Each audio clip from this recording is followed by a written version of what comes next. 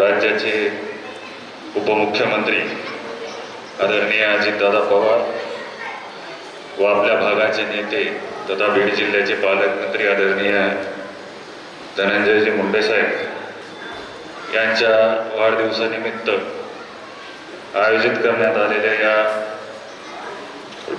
रोग निदान शिबिर व रक्तदान शिबिराच्या कार्यक्रमाचे अध्यक्ष डॉक्टर दपाटे साहेब, या ठिकाणी प्रसिद्ध न्यूरोसर्जन लातूरचे आपले डॉक्टर किनीकर साहेब, या ठिकाणी आत्ताच ज्यांचं मार्गदर्शन करून गेले ते आपले डॉक्टर गुगळे, या ठिकाणी कोरोना काळामध्ये अतिशय चांगलं काम केलेले doctor Virajdar sir, doctor Satish sir, या ठिकाणी उपस्थित असलेले आमचे परळीचे तालुक्याचे राष्ट्रवादी काँग्रेसचे अध्यक्ष वैजनाथराव सोळंके, विकासरावजी बिटकर, सुशांतजी पवार, रणजितजी सोळंके आणि ज्यांच्या मार्गदर्शनाखाली हा कार्यक्रम होतोय असे आमचे सहकारी माऊली तात्या गडदे.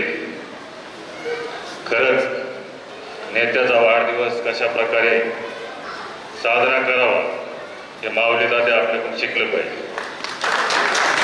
कारण आपण आपली तळमळ आणि धडपड आपल्या नेत्याची ज्या पद्धतीची असते, अतिशय दीन दुबळ्या, शोषित, पीडित, वंचित शेतकरी, कष्टकरी, शेतमजुरांसाठी आपलं नेतृत्व अहोरात्र त्या ठिकाणी झटत असतं.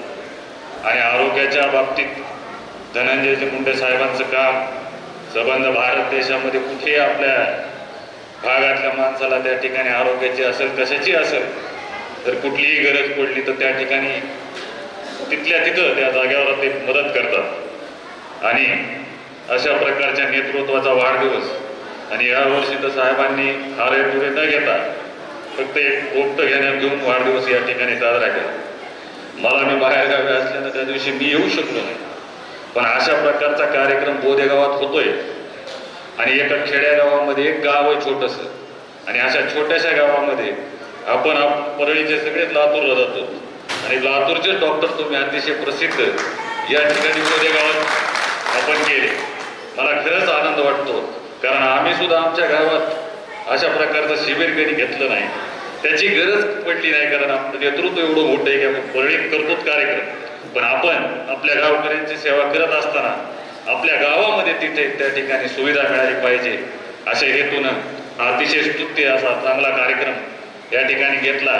आणि निश्चितपणे तात्या आज आपल्या गावात आजारच नसावा, आपले एवढे डॉक्टर आले तर कुणाला आजार त्या ठिकाणी निघू नये एवढीच बोधेश्वराच्या चरणी प्रार्थना आहे.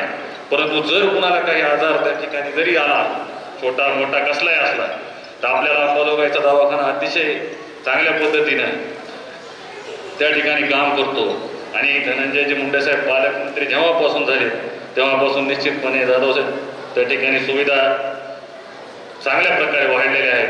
त्यामुळे आपल्याला अंबाजोगाईच्या दवाखान्यापर्यंतच जायची गरज पडावी, त्याहीपेक्षा पुढं कुठं लातूरला जावं लागलं, त्याहीपेक्षा कुठं मुंबईला जावं लागलं, तर तात्या आपण धनंजयजी मुंडे साहेबांची अतिशय आपली एक चांगली आपली पक्षाची आरोग्यावर काम करणारी टीम आहे, त्या टीमला निश्चितपणे त्या ठिकाणी कळवावं.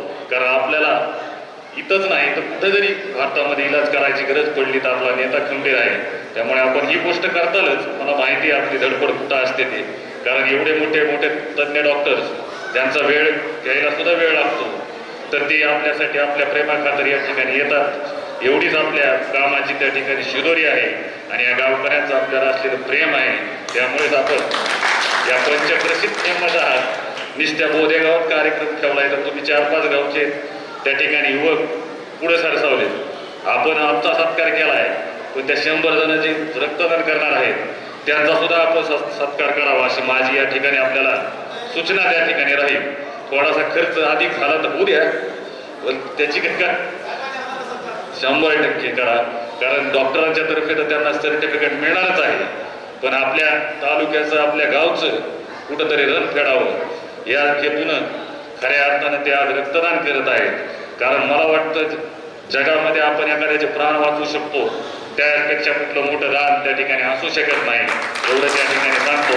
आणि पुन्हा एकदा आपल्या नेतृत्वाला माननीय अजितदादा पवार साहेबांना आणि आदरणीय धनंजयजी मुंडे साहेबांना निरोगी व दीर्घायुष्य लाभो व त्यांची उत्तरोत्तर प्रगती हो, या एवढीच या ठिकाणी बोधेश्वराच्या चरणी प्रार्थना करतो. थांबतो. धन्यवाद. जय हिंद, जय महाराष्ट्र.